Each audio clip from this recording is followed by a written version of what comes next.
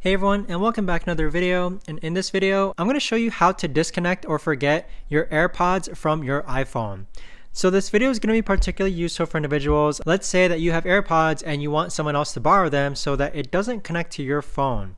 Now there's multiple ways to do this, guys. I'm just going to show you one of the ways, but what you're going to do is that you're going to click on your settings tab, and then on this page here, you want to navigate to where it says Bluetooth. So click on Bluetooth.